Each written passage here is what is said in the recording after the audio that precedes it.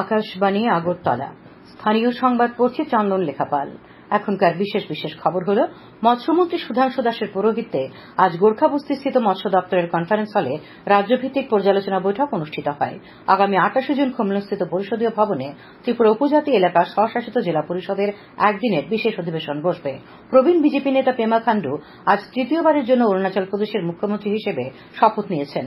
সদরের আন্তঃস্কুল মেয়েদের টি-20 ক্রিকেটে আসাম রাইফেলস পাবলিক স্কুল ফাইনালে উঠেছে। এবার আসছে বিস্তারিত সংবাদে। মৎস্য দপ্তরের মন্ত্রী সুধাংশু দাসের পৌরোহিত্যে আজ গোর্খাবস্তিস্থিত মৎস্য দপ্তরের কনফারেন্স হলে রাজ্যভিত্তিক পর্যালোচনা বৈঠক অনুষ্ঠিত হয়। বৈঠকে 2023-2024 অর্থ বছরের বাজেটে মৎস্য দপ্তরের গৃহীত লক্ষ্যমাত্রা পূরণ করা গেছে কিনা, কোন কোন জায়গায় অসুবিধা রয়েছে সে ব্যাপারে আলোচনা হয়। তাছাড়াও মৎস্যক্ষেত্রে অর্জিত সাফল্য ও 2024-25 অর্থ বছরে মৎস্য দপ্তরের কাজের রূপরেখা নিয়ে সিদ্ধান্ত হয়। মন্ত্রী জানান, বর্তমানে চাহিদা থেকে রাজ্যে মাছের যোগান কম রয়েছে।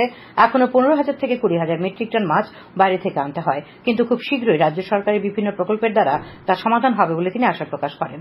মন্ত্রী বলেন, মাছ উৎপাদনের জন্য সরকার আরও 4টি জায়গা চিহ্নিত করেছে এবং সেগুলির কাজ দ্রুত শুরু করা হবে।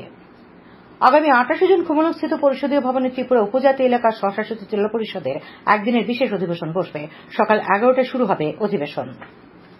আসন্ন ত্রিস্তরীয় পঞ্চায়েত নির্বাচন উপলক্ষে আজ কৈলাসহরের ঊনকোটি জেলা শাসক কার্যালয়ের মিলনায়তনে বিভিন্ন রাজনৈতিক দলের প্রতিনিধিদের নিয়ে বৈঠক হয়। এতে সভাপতিত্ব করেন জেলা শাসক দিলীপ কুমার চাকমা। উপস্থিত ছিলেন অতিরিক্ত জেলা শাসক দশরথ দেববর্মা, জেলা প্রশাসনের বরিষ্ঠ উপসমাহর্তা বিজয় সিনহা, জেলা পঞ্চায়েত আধিকারিক ডেভিড হালাম প্রমুখ। বৈঠকে পঞ্চায়েত নির্বাচনের পোলিং বুথগুলির মধ্যে স্পর্শকাতর বুথ চিহ্নিত করার বিষয়ে আলোচনা ও মত বিনিময় হয়। বৈঠকে বিজেপি, কংগ্রেস, সিপিআইএম, তৃণমূল কংগ্রেসের প্রতিনিধিরা অংশ নেন।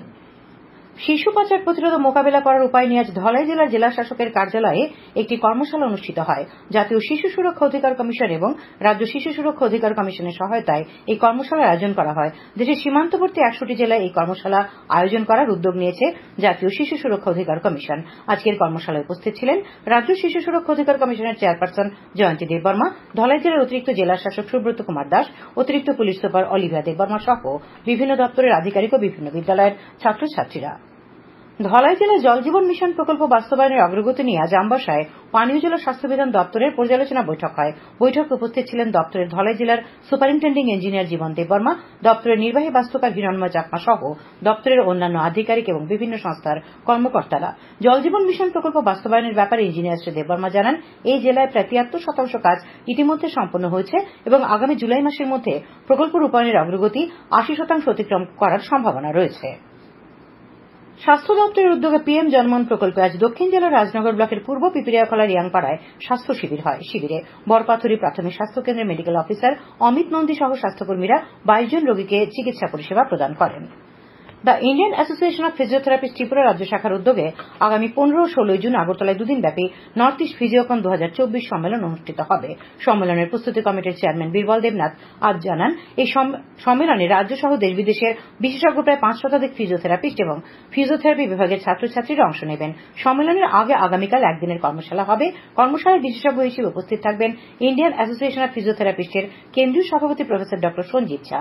কর্মশালার উদ্বোধক ও প্রধান অতিথি হিসেবে উপস্থিত থাকবেন পদ্মশ্রী দীপা কর্মকার এবং দ্রোণাচার্য কোচ বিশ্বেশ্বর নন্দী। 15 জুন বিকেল 3টায় সম্মেলনের উদ্বোধন করার কথা। মুখ্যমন্ত্রী অধ্যাপক ডক্টর মানিক সাহার 16 জুন সমাপ্তি অনুষ্ঠানে প্রধান অতিথি হিসেবে রাজ্যপাল ইন্দ্রসেনা রেড্ডি নালুর উপস্থিত থাকার কথা রয়েছে। বিশ্ব রক্তদাতা দিবস উপলক্ষে কমলপুর ব্লাড ডোনার্স অ্যাসোসিয়েশনের পক্ষ থেকে 3 দিনব্যাপী অনুষ্ঠানের আয়োজন করা হয়েছে। আজ কমলপুর এসডিএমও অফিস কনফারেন্স হলে এক রক্তদান শিবিরের আয়োজন করা হয়। উপস্থিত ছিলেন অ্যাসোসিয়েশনের সভাপতি শ্রীকান্ত সিনহা, সম্পাদক অর্জুন দেব, এসডিএমও ডক্টর রাজা জামাতিয়া এবং অন্যান্য অতিথিরা। শিবিরে স্বেচ্ছায় রক্তদান করেন 30 জন। আগামীকাল কমলপুর নজরুল ভবনে রক্তদাতাদের সম্বর্ধনা জানানো হবে। অনুষ্ঠানে 100 জনকে বিশেষ মুহূর্তে রক্তদানের জন্য 20টি বিভিন্ন সংস্থাকে সর্বদা রক্তদানে যুক্ত থাকার জন্য এবং কোভিডের সময় যারা রক্তদানে এগিয়ে এসেছিলেন তাদের সম্বর্ধনা জানানো হবে। ওই অনুষ্ঠানে থাকবেন প্রাক্তন মন্ত্রী তথা বিধায়ক মনোজ কান্তি দেব। ত্রিপুরা রাজ্যে এরকম অনুষ্ঠান প্রথম বলে আয়োজকরা দাবি করেছেন। খবর প্রচারিত হচ্ছে আকাশবাণীর আগরতলা কেন্দ্র থেকে। প্রবীণ বিজেপি নেতা পেমা খান্ডু আজ তৃতীয়বারের জন্য অরুণাচল প্রদেশের মুখ্যমন্ত্রী হিসেবে শপথ নিয়েছেন। ইটানগরের ডিকে কনভেনশন হলে আয়োজিত অনুষ্ঠানে শ্রী খান্ডুর সঙ্গে মন্ত্রী পরিষদের আরও 11 জন মন্ত্রী শপথ নেন। অরুণাচল প্রদেশের রাজ্যপাল অবসরপ্রাপ্ত লেফটেন্যান্ট জেনারেল কেটি পারনাইক মুখ্যমন্ত্রী সহ অন্যান্য মন্ত্রীদের মন্ত্রগুপ্তীয় শপথ বাক্য পাঠ করান। উপস্থিত ছিলেন কেন্দ্রীয় স্বরাষ্ট্রমন্ত্রী অমিত শাহ, স্বাস্থ্যমন্ত্রী জেপি নাড্ডা, রবিশঙ্কর প্রসাদ, আসাম ও সিকিমের মুখ্যমন্ত্রীরা, কেন্দ্রীয় মন্ত্রী কিরেন রিজিজু, অরুণাচল পূর্ব সংসদীয় আসনের সাংসদ তাপির গাও। উল্লেখ্য, বিধানসভা নির্বাচনে বিজেপি মোট 60টি আসনের মধ্যে 46টিতে জয়লাভ করে। প্রধানমন্ত্রী নরেন্দ্র মোদী পেমা খান্ডুকে অরুণাচল প্রদেশের মুখ্যমন্ত্রী হিসেবে শপথ নেয় অভিনন্দন জানিয়েছেন। মুখ্যমন্ত্রী অধ্যাপক ড মানিক সাহা অরুণাচল প্রদেশের মুখ্যমন্ত্রী শপথ গ্রহণ অনুষ্ঠানে উপস্থিত ছিলেন। তিনি শ্রী খান্ডুকে অভিনন্দন জানান। তাঁর শুভেচ্ছা বার্তায় তিনি বলেন, প্রধানমন্ত্রী নরেন্দ্র মোদী এবং পেমা খান্ডুর নেতৃত্বে অরুণাচল প্রদেশ বিকশিত ভারতের লক্ষ্যগুলি অর্জন করবে। মুখ্যমন্ত্রী ড মানিক সাহা অরুণাচল প্রদেশের রাজ্যপাল আয়োজিত মধ্যাহ্নভোজেও আজ যোগ দেন। প্রধানমন্ত্রী নরেন্দ্র মোদী G7 শীর্ষ সম্মেলনে অংশ নিতে আজ ইতালির আপুলিয়া যাচ্ছেন। তৃতীয় মেয়াদে দায়িত্ব নেওয়ার পর এটি হবে প্রধানমন্ত্রীর প্রথম বিদেশ সফর। এটি হবে G7 শীর্ষ সম্মেলনে ভারতের 11তম অংশগ্রহণ এবং প্রধানমন্ত্রী নরেন্দ্র মোদীর একটানা পঞ্চমবার অংশগ্রহণ। শীর্ষ সম্মেলনের অবসরে প্রধানমন্ত্রী G7 নেতাদের সঙ্গে দ্বিপাক্ষিক বৈঠক করবেন বলে আশা করা হচ্ছে। 3 দিনব্যাপী G7 শীর্ষ সম্মেলনের আজ প্রথম দিন। প্রধানমন্ত্রী আগামীকাল আউটরিচ অধিবেশনে অংশগ্রহণ করবেন। কেন্দ্রীয় স্বরাষ্ট্র সচিব আগামীকাল ত্রিপুরায় 3টি নতুন আইন কার্যকরের অগ্রগতি পর্যালোচনা করবেন।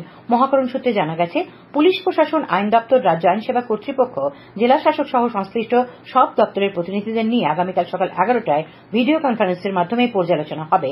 উল্লেখ্য, ভারতীয় ন্যায় সংহিতা, ভারতীয় নাগরিক সুরক্ষা সংহিতা এবং ভারতীয় সাক্ষ্য অধিনিয়ম এই 3 আইনের ওপর সাধারণ নাগরিকদের সচেতনতা বাড়াতে ব্লক স্তরে জনসচেতনতা সভা করছে রাজ্য আইন সেবা কর্তৃপক্ষ।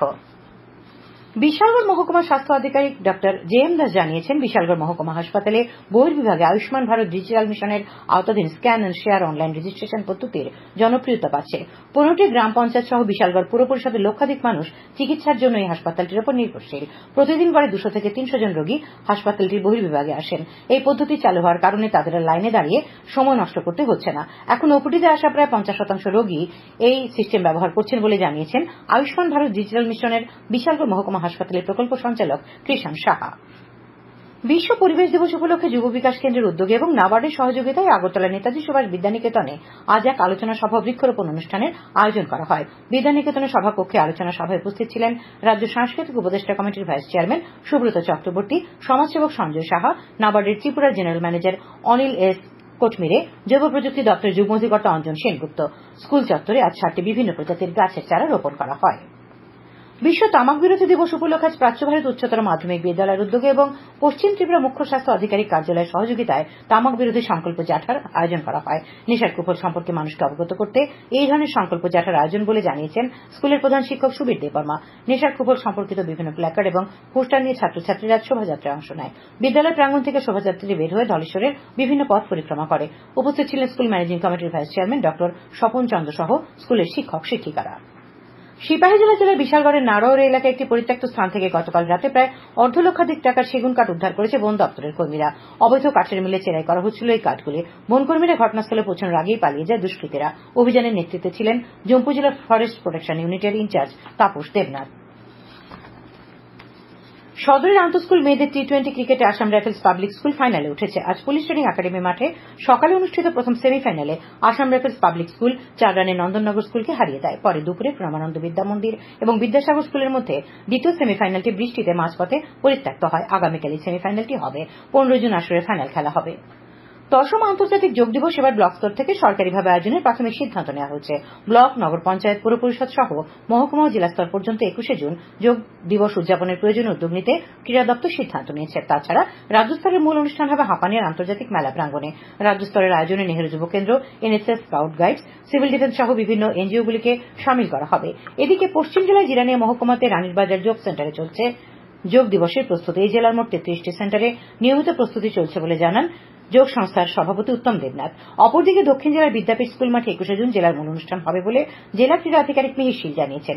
এছাড়া গোমতী জেলার মূল অনুষ্ঠানটি কেবিআই মাঠে করার প্রাথমিক সিদ্ধান্ত নেওয়া হয়েছে বলে জানিয়েছেন ক্রীড়া উপ অধিকর্তা বনজিৎ বাগচি। কাজাকিস্তানে আয়োজিত এশিয়ান দাবা প্রতিযোগিতার অনূর্ধ্ব 10 বছরের ক্লাসিক্যাল বিভাগে রাজ্যের আন্তর্জাতিক দাবাড়ু আরাধ্যা দাস দ্বিতীয় রাউন্ডে চাইনিজ প্রতিপক্ষের সঙ্গে ড্র করেছে। ফলে 2 রাউন্ডের শেষে আরাধ্যা অর্ধেক পয়েন্ট পেয়েছে।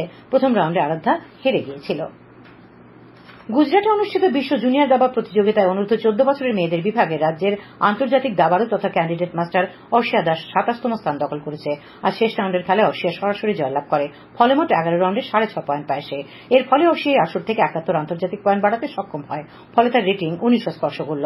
আসরে 44টি দেশের 101 জন দাবাড়ু লড়াইতে নেমেছিলেন। আবহাওয়া।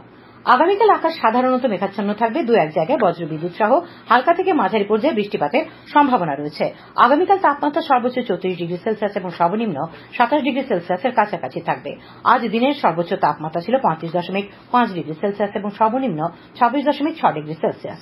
গত 24 ঘন্টায় বৃষ্টি হয়েছে 2.1 মিলিমিটার। আগামী 24 ঘন্টায় রাজ্যের সব জেলায় বিক্ষিপ্তভাবে বজ্রবিদ্যুৎ সহ বৃষ্টিপাতের সতর্কবার্তা জারি করেছে আবহাওয়া দপ্তর। শেষ করার আগে খবরের বিশেষ অংশগুলি আরেকবার। মৎস্যমন্ত্রী সুধাংশু দাসের পৌরোহিত্যে আজ রাজ্যভিত্তিক পর্যালোচনা বৈঠক অনুষ্ঠিত হয়। আগামী 28 জুন কমলস্থিত পরিষদীয় ভবনে ত্রিপুরা উপজাতি এলাকা স্বশাসিত জেলা পরিষদের একদিনের বিশেষ অধিবেশন বসছে।